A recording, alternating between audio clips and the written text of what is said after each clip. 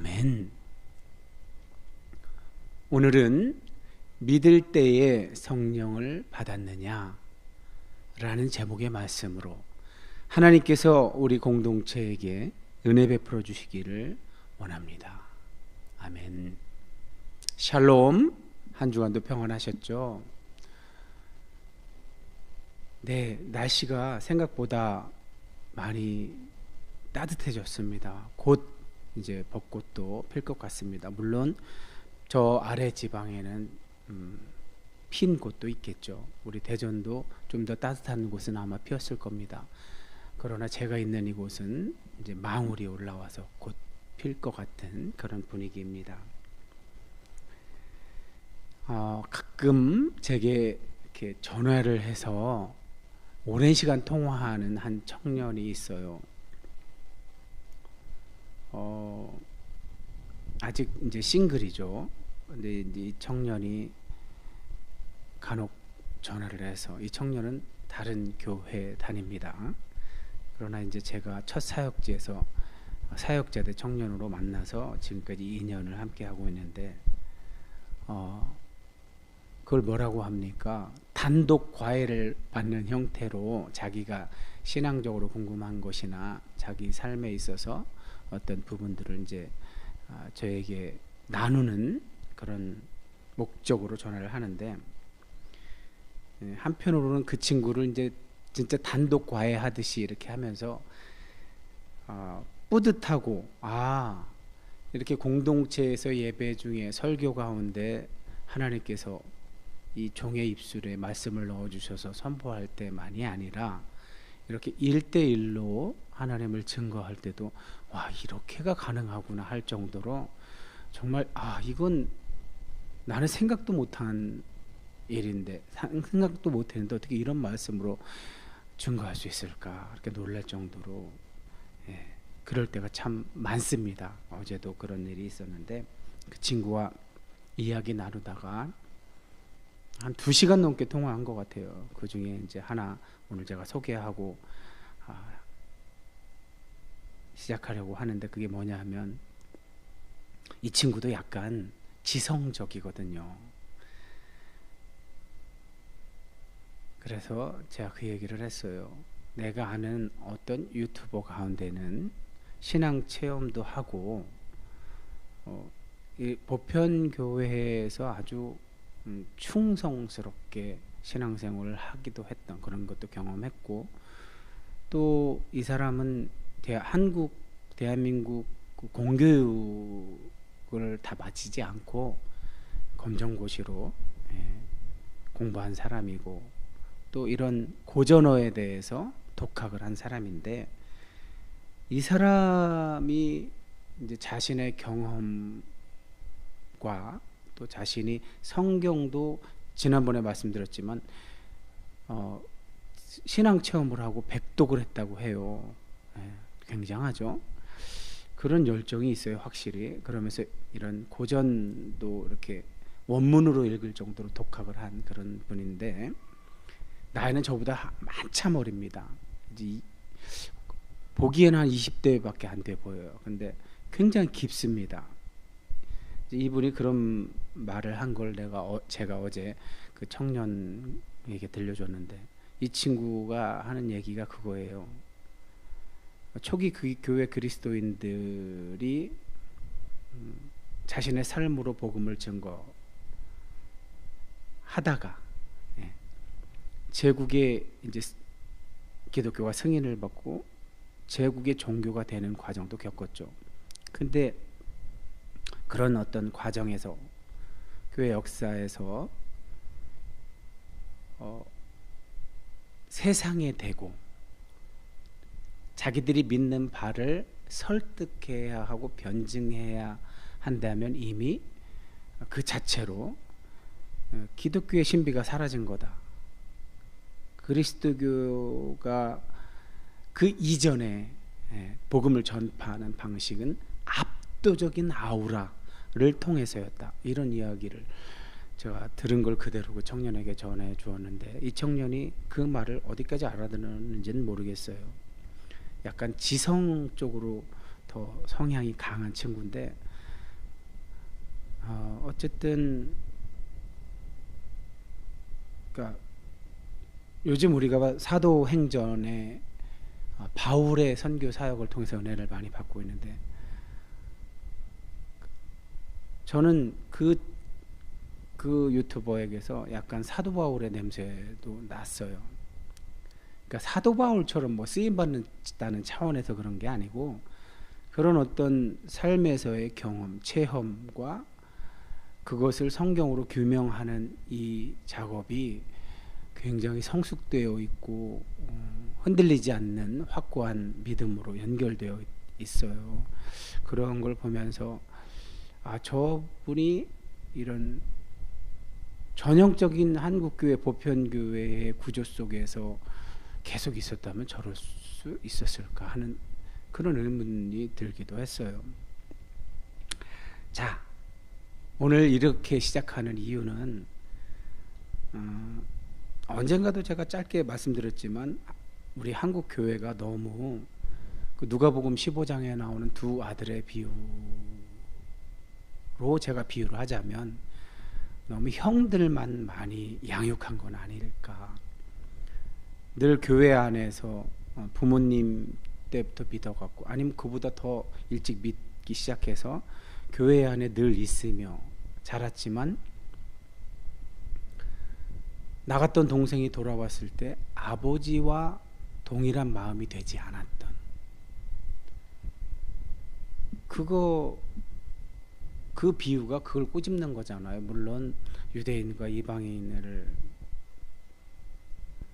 비유하기 위해서, 또 비교하기 위해서 그런 비유를 사용했다고 해석할 수도 있고, 그렇지만 어찌 되었든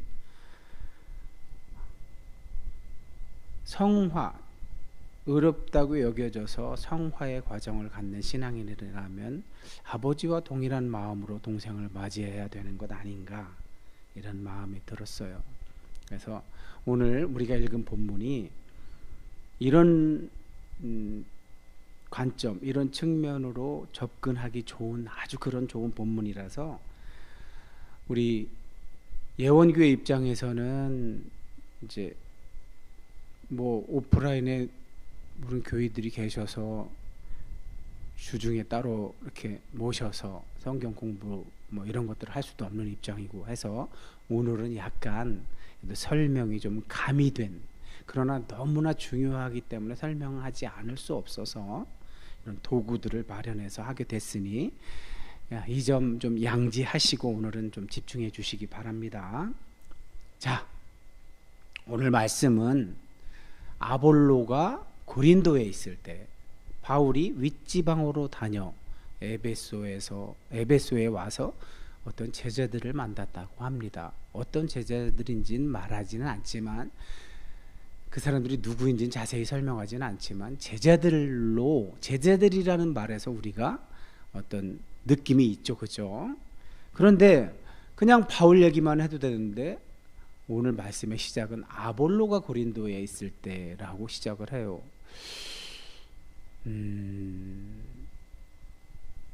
왜 아볼로가 굳이 고린도에 있을 때라는 이런 말을 하고 시작할까요? 아마 여기에도 어떤 의도가 있는 것 같은데, 어찌되었든 이걸 이미지로 보면, 제가 이제 이런 지도들을 여러분이 익숙하시죠? 이제 지도들을 이렇게 자주 여러분께 이렇게 이미지로 여러분이 기억하시라고 제공해 드리는데, 자, 저 약간 뿌연 부분이 육지겠죠, 그죠? 아가야와 아시아로 이렇게 나뉘는데, 당시 로마 제국에서 저렇게 행정구역을 나눈 거죠. 그랬을 때 아볼로는 저 아가야 지방에 있는 고린도란 도시에서 이제 에베소에 있는 동안에, 이전에는 세례 요한의 세례만 알고 있었고 그 수준에서 예수를 가르쳤었는데, 회당에서 아볼로의 설교를 듣고 브리스길라와 아굴라가 미심쩍어서 이제 자기 집으로 데려다가 더 자세히 풀어 이야기했다는 건 이제 어떤 성령의 실체를 이야기한 거겠죠, 그죠? 그래서 이제 그런 과정을 겪고 나서 추천서를 추천하는 편지를 써서 고린도에 가서 지금 사역하고 있는 거예요. 뭐 말씀으로 유대인들을 이겼다는 말씀도 있었잖아요. 그죠? 지난 주일에. 자, 그런데 그 아볼로가 에베소에 브리스길라와 아굴라랑 함께 있었을 때 바울은 에베소에 없었어요. 누가는 바울과 아볼로가 겹치지 않게 지금 보도를 하고 있어요. 왜 그랬을까요? 두 사람이 어떤 약간 캐릭터가 겹치나요? 뭐 이건 우리가 상상해 볼 수 있죠. 얼마든지. 그런데 어쨌든 바울이 이제 에베소에 돌아와서 누군가를 만났는데 그 만난 누군가가 오늘 말씀은 제자들이라는 거예요. 그러는데 이제 어쨌든 이 바울과 아볼로를 누가가 왜 이렇게 의도적으로 굳이 아볼로 얘기는 하지도 않아도 되는데 사역지가 겹치게는 안 하면서 두 사람을 다 소개하고 있어요. 그랬을 때 한번 그 의도를 우리가 살짝 이렇게 알아볼 수는 있겠죠. 자, 아볼로는 알렉산드리아에서 온 사람이에요. 에베소로.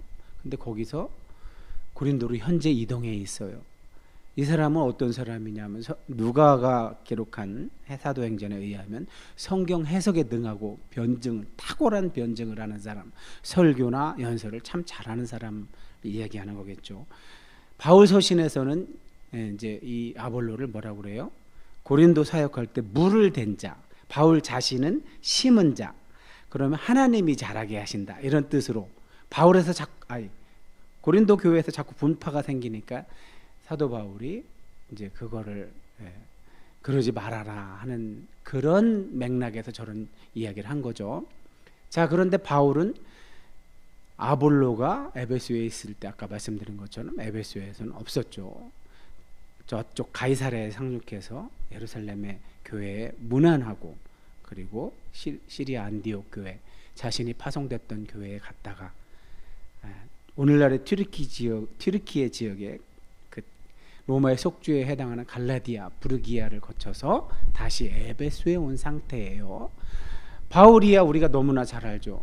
성령 충만하고 그에게서 이적이 나타나고 또 교회를 설립한 아주 지금 주인공이죠. 주인공.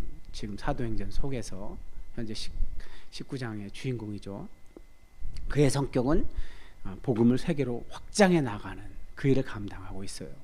그런데 누가는 이 두 사람을 라이벌로 이렇게 서로 경쟁 구도로 소개하지 않고 신학적으로는 보완적인 연속으로 제시하고 있는 거예요. 지금 사실 그렇게 된 이유가 고린도 교회 그러니까 바울 서신을 참고할 때는 고린도 전서를 참고할 때는 고린도 교회의 어떤 분파 그런 분쟁에 대해서 바울이 답변하는 내용에 그런 내용이 있죠.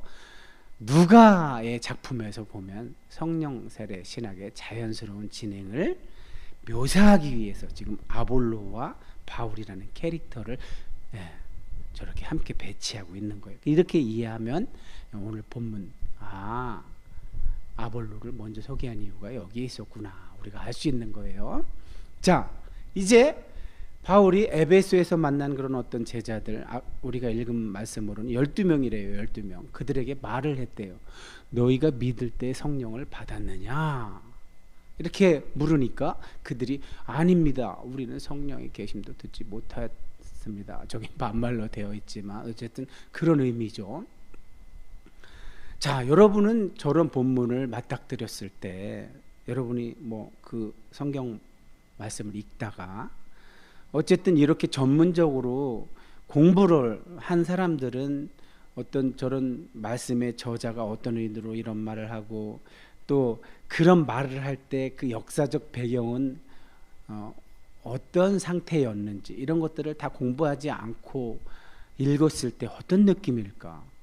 제가 언젠가 말씀드렸지만 지식의 저주는 뭐라고 그랬어요? 어떤 한 분야를 깊이 파다 보면 자기가 몰랐을 때의 상태로 돌아갈 수 없다고 그러잖아요. 그만큼 고착될 확률이 높다고 그랬잖아요. 그래서 어찌 보면 공평한 거예요. 그런 전 이해나 지식이 없는 상태에서 읽었을 때 그 낯설음이 엄청 중요한 거거든요. 근데 가장 좋은 건 뭐예요? 모든 배경 지식과 성경을 해석해내는 출중한 지식을 가졌어도 낯설게 읽을 수 있다면 그게 가장 좋은 거겠죠. 그게 가장 좋은 거겠죠. 그런 차원에서 제가 읽었을 때 저는 이게 참 낯설었어요. 그 에베소에 있는 제자라고 표현된 그 12명한테 너희가 믿을 때 성령을 받았느냐, 저 말이 이상하지 않아요? 아니, 믿을 때라는 건 믿고 있다는 거잖아요. 성령 받았느냐, 당연한 거 아니에요? 당연한 질문은 왜 질문을 어째서 바울이 하는 걸까요? 성령 받지 않고 어떻게 믿어요? 제가 누누이 말씀드리잖아요. 성령으로 거듭나야만 예수의 영이 우리 안에 들어오는 거잖아요. 하나님께서 그걸 선물해 주시는 거잖아요. 그래서 예수님의 영이 들어와 있다는 말은 뭐랑 같아요? 예수님의 믿음을 우리가 소유하게 된 거죠. 자연인으로서는 하나님을 믿을 수가 없다니까요. 자연인의 상태에서는 성령께서, 예수의 영께서 우리 안에 들어와 있어서 그의 믿음이 우리에게 루터식으로 하면 전가된다고 해야 되나? 네.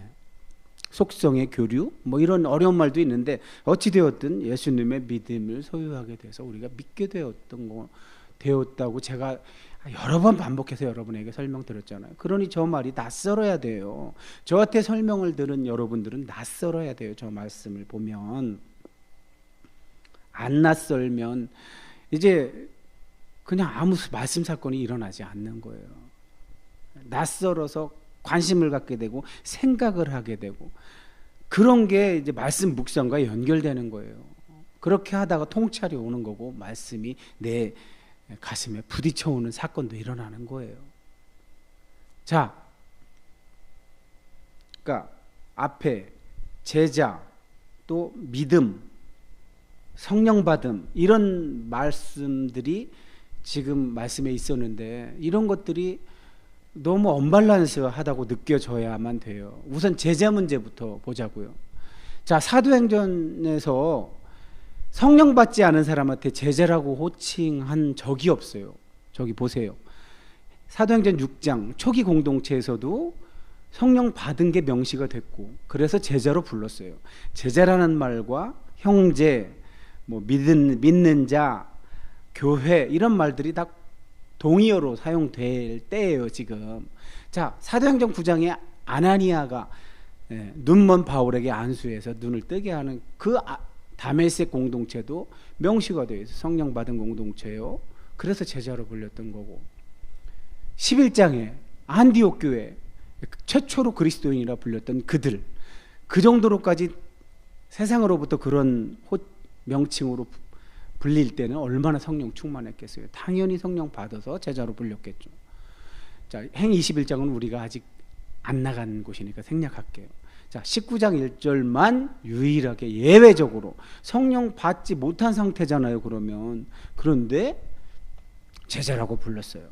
이게 가능한가? 사도행전 전체에서 성령 받지 않은 제자에게 제자라는 호칭을 사용한 유일한 구절이에요. 누가는 대체 무슨 근거로 이들을 제자라고 불렀는가 했을 때 우리가 낯설어야 돼요. 의문을 가져야 돼요. 성령도 안 받았는데 어떻게 제자라고 부르지? 했을 때 이런 의문이 시작이 되어야만 자꾸 이거 성경적 근거가 어디 있는 건가 하고 찾아보게 되고 자꾸 생각하게 되고 그래서 이런 슬라이드를 여러분에게 보여드리는 이유는 이거는 AI가 그냥 뭐 제가 어떤 질문을 해서 준 게 아니라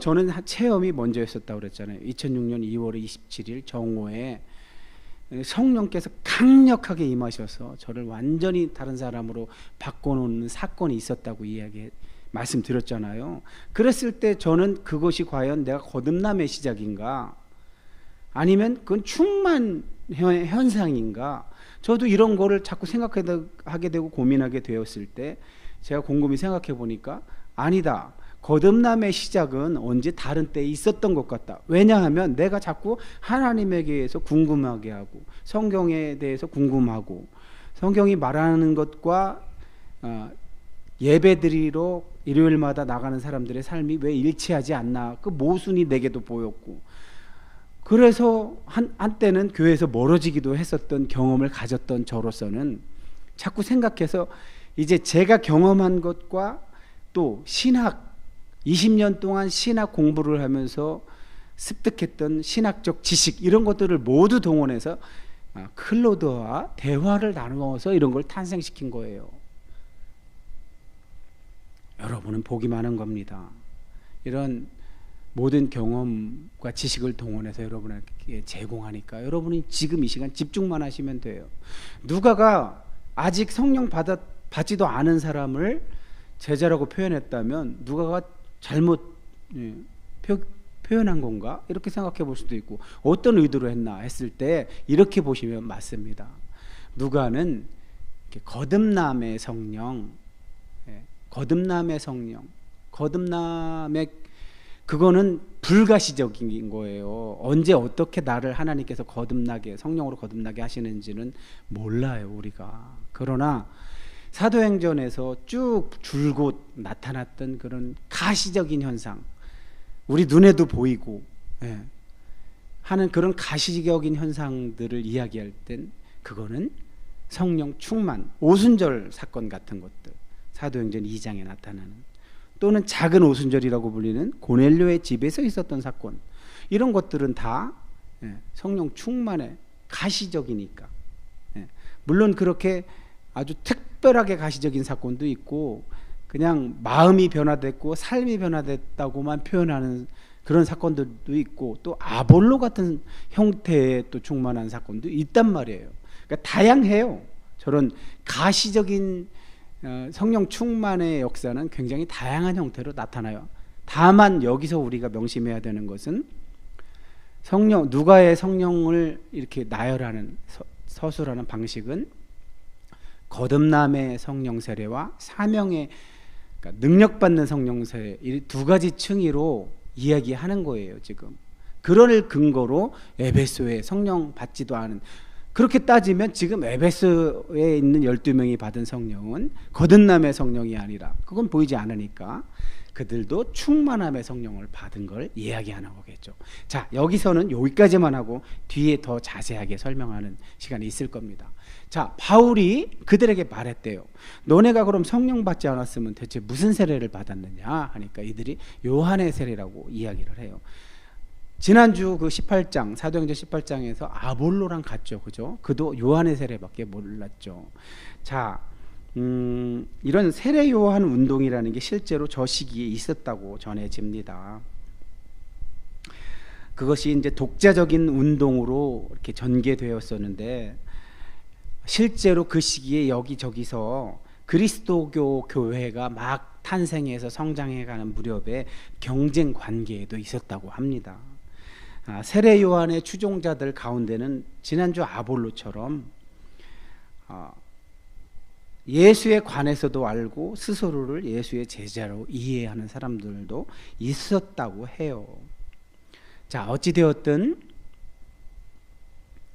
저렇게 요한의 세례만 알고 있었던 그들을 바울이 이제 이야기합니다.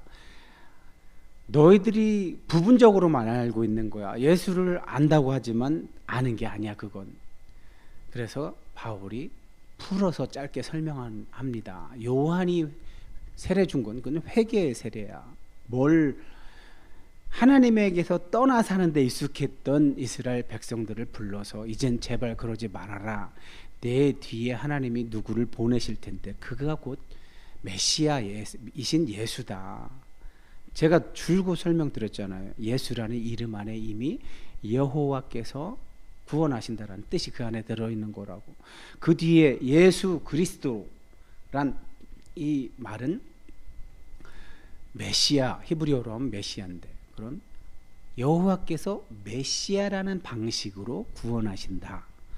좁게는 이스라엘을, 넓게는 인류를, 그런 뜻으로 쓴다고 누누이 말씀드렸죠. 그걸 지금 바울이 에베소의 12명 아직 성령 충만의 세례를 받지 못한, 앞으로는 제가 거듭남의 세례와 충만의 세례를 이렇게 설명하기 위해서 둘로 나눌 텐데 이건 하나라고 그랬죠. 아까 그 이미지에서처럼 빙산은 한 덩어리잖아요. 근데 아랫부분은 안 보이고 윗부분은 보이잖아요. 이것처럼 한 덩어리인데 보이는 부분과 안 보이는 부분은 설명을 위해서 이런 이미지로 제가 사용했다는 걸 말씀드리고 시작합니다. 자, 그들이 이제 그 바울의 설명을 듣고 다시 주 예수의 이름으로 세례를 받았대요. 저 세례는 무슨 세례를 말하는 걸까요? 물 세례겠죠. 물 세례. 예. 사도행전을 보면 물 세례를 먼저 받기도 하고 성령 세례를 먼저 받기도 하고 이게 일관되지가 않아요. 그죠? 그것도 제가 뒤에 설명드릴게요. 그러고 나서 물 세례를 받고 나서 바울이 그들에게 안수를 하자 성령이 그들에게 임하니까 방언도 하고 예언도 했대요. 이렇게 한 사람이 12사람이라고 오늘 말씀을 마쳐요. 자, 그럼 성령, 방언, 예언 이건 다 가시적이잖아요. 그렇다는 얘기는 이건 거듭남의 세례가 아니라 충만의 세례인가 보다 하고 우리는 이해할 수 있어야 돼요.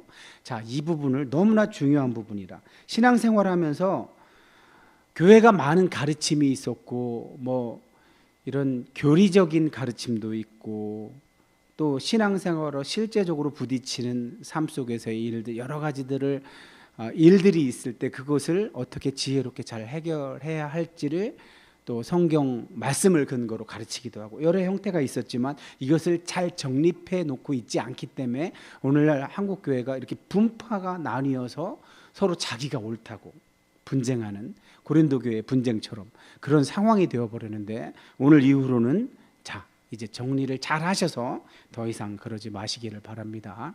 자, 물세례. 우선 물세례와 성령 세례를 과연 누가는 지금 이렇게 사도행전 속에서 이렇게 일관되게 이야기하지 않고 뭐가 먼저인지 순서가 바뀌기도 하고 막 이렇단 말이에요. 자, 물세례 자체로 효력이 있다는 것을 암시하는 듯한 본문이 있었죠. 우리가 사도행전을 해오면서 2장 38절 오순절 베드로의 설교죠. 너희가 돌이켜 회개하고 예수 그리스도의 이름으로 세례를 받고 죄사함을 받으라. 그러면 성령을 선물로 받으리니. 자, 사도행전 22장 우리가 아직 안 나갔으니까 생략하고 베드로 전서도 하지 않았으니까 이건 다 생략할게요. 여러분이 기존에 알고 있는 것만 갖고 해야 기억하기도 좋고 그럴 테니까 어쨌든 저 베드로 오순절 설교 이야기만 듣고 보면 물세례 자체에 어떤 구원의 효과가 있는 건가 생각하기 쉬운데 그러나 그걸 분리하는 또 본문이 있어요. 사도행전 10장에 물세례 이전에 성령이 임한 사건이 있었죠. 고넬료. 또 16장에는 빌립보 감옥에서 그 간수 주 예수를 믿으라. 그리하면 너와 내 가족이 구원을 받으리라. 여기서도 세례 언급이 없어요. 누가복음 23장은 이 사도행전 바로 전에 누가가 기록한 거니까 저건 이제 뭐 우리가 안 봤어도 다 아는 거잖아요. 십자가 상 예수님께서 십자가에 돌아가실 때 좌우편에 강도가 있었잖아요.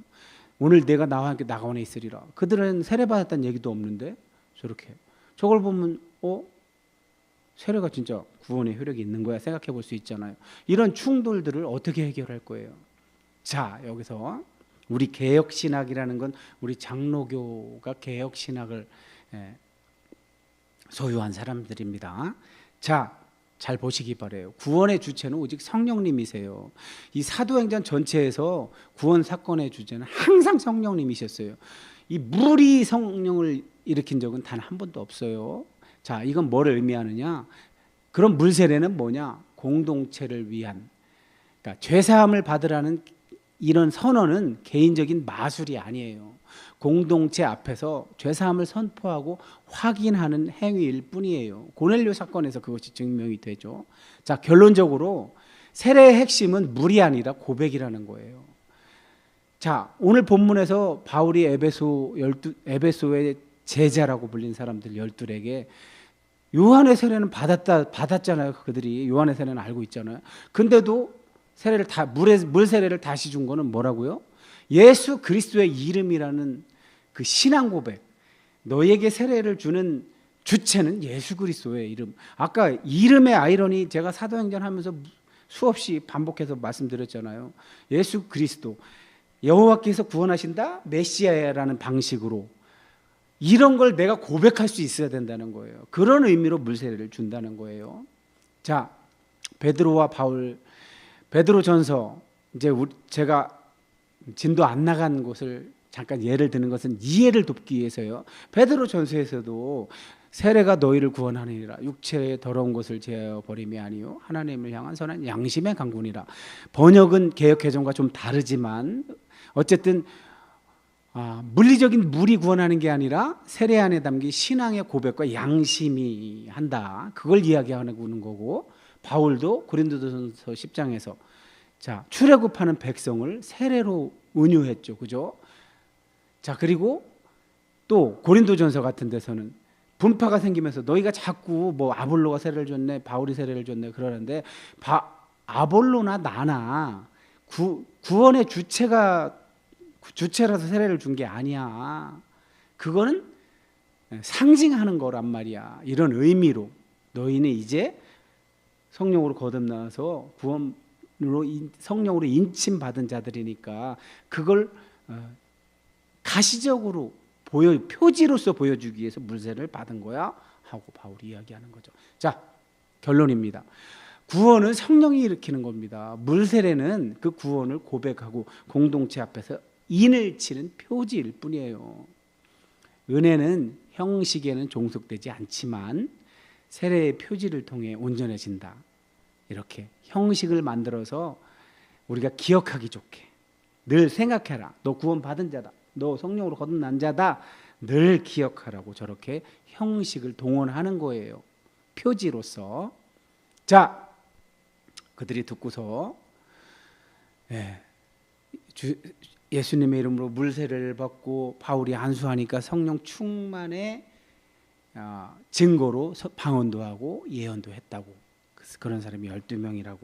그 부분에 대해서 지금 물세례와 성령 세례의 관계를 여러분에게 먼저 이렇게 안내해 드렸고, 그렇다면 아까 처음에 잠깐 소개드렸던 성령 세례 두 차원을 어떻게 이해할 것인가 너무나 중요해서 이어서 말씀드립니다. 거듭난 자가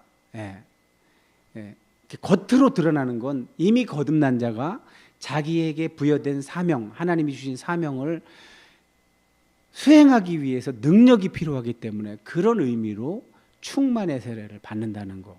이건 가시적이라고 그랬어요. 눈에 보인다고 그랬어요. 그러나 보이지 않는 예수님의 영을 선물로 받는 그 거듭남의 세례는 보이지 않아요. 그리고 언제 시작했는지도 몰라요. 하지만 반드시 있다는 거. 그리고 누가는 결코 이런 거듭남의 세례를 받지 않은 사람을 제자나 형제라고 사용한 적이 없어요.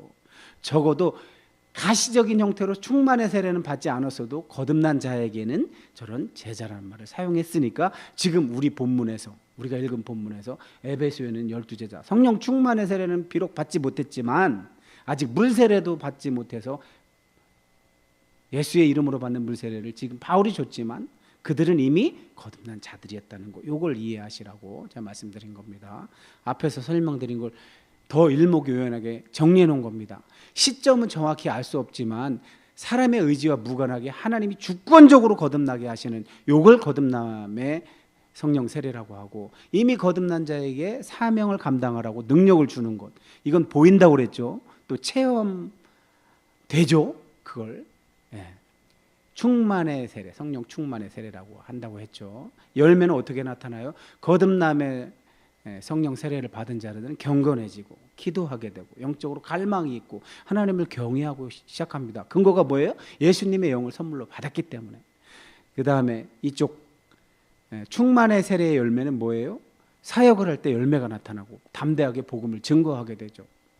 자, 누가는 이 둘을 어떻게 표현해요? 거듭남 자들에게 제자, 형제, 믿는 자, 경외하는 자라고 표현을 해요. 그리고 이런 성령 충만은 가시적으로 임하는 상태는 다양하게 이야기를 해요. 그죠? 오늘 에베소에 있는 12제자처럼 방언과 예언의 형태도 있고 아볼로 같은 형태도 있다고 그랬죠. 자, 표징의 형태가 거듭남의 성령은 안 보여요. 내면에서 일어나요. 그러나 충만의 성령은 저렇게 방언, 예언, 이적, 말씀 능력, 마음의 변화 다양하게 나타난다는 거죠.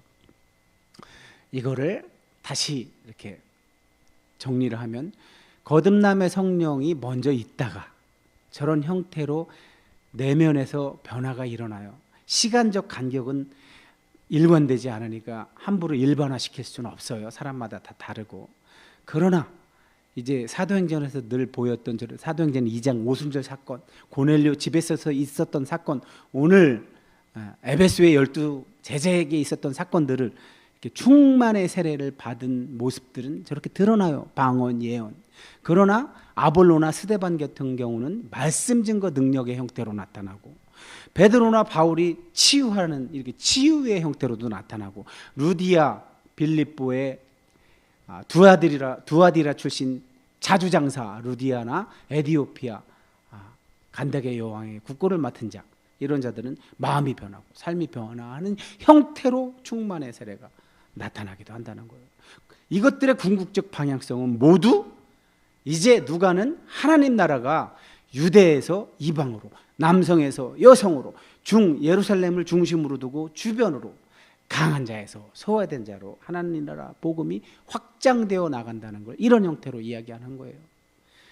제가 아볼로는 이 열매로 증명되는 성령 충만의 형태가 방언이나 예언이 아니고 뭐 치유 이런 것이 아니라 독특한 형태로 나타난다고 해서 따로 이렇게 슬라이드를 마련했는데, 우리가 잘 알다시피 그는 알렉산드리아는 학문이 발전한 도시 출신이에요. 그런데다가 유대인이라서 구약 성경에 대한 지식이 능통했어요. 그러나 그에게는 어떤 한계가 있었어요. 구약 성경에 대한 지식도 많고 또 세례 요한의 세례도 받아서 예수를 가르치기는 했으나 요한의 세례만 알고 부분적으로만 알고 가르친 거죠. 그죠? 그래서 에베소에서 만난 브리스길라와 아굴라 부부, 천막 만드는 부부에게 성령의 세례가 있다는 것을 알게 되고 듣게 되고, 그러고 나서 그는 방언이나 예언했다는 얘기가 없어요. 그러나 추천 편지 받고 고린도에서 잘 사역해서 공중 앞에서 유력하게 유대인의 말을 이겼다고 짧게 보도만 해요. 저 유대인의 말을 이겼다는 표현이 단순한 어떤 지성적인 승리가 아니라 성령의 능력으로 말씀을 증거한 결과라는 거죠. 우리는 카리스마적 어떤 표징을 좋아하죠. 선호하죠. 유대인은 표적을 하는 것처럼. 그러나 말씀 사역의 능력 자체가 곧 성령의 가장 강력한 표징임을 입증하는 거죠. 예수님도 말씀으로 치유하시잖아요. 베드로와 요한이 또 그러고, 말씀이 어떤 살아계셔서 하는 그것처럼 강력한 표징이 어디 있어요. 그죠? 자, 이제 적용해봐요. 오늘 우리에게 진정한 성령 충만의 증거는 뭐 우리가 방언 이렇게 눈에 보이는 거로만 나타나는 게 아니라, 아볼로의 교훈에서 뭐예요? 카리스마적 기적이나 방언이 없어도 성경을 깊이 이해하고 진실하게 말씀을 다루는 사역 자체가 이미 강력한 성령 충만의 결과일 수 있다는 거죠. 또 사역의 열매로 알 수 있다는 거죠. 성령의 사역은 감정적인 고조, 우리가 찬양할 때 눈물 흘리고 방방 떴다가 우리의 삶의 자리로 돌아오면 예수 닮은 흔적이 싹 사라져버리는 이런 건 아니라는 거죠. 그런 눈에 보이는 아주 파격적인 현상, 이런 것만 열매가 아니라 일상 속에서 깊은 마음의 변화, 말씀의 능력을 통해서 가장 확실하게 성령의 충만의 열매가 나타난다는 걸 알 수 있었죠. 자, 총정리입니다. 성령님은 우리의 깊은 곳에서 거듭남의 해류를 일으킵니다. 그것은 눈에 보이지 않습니다.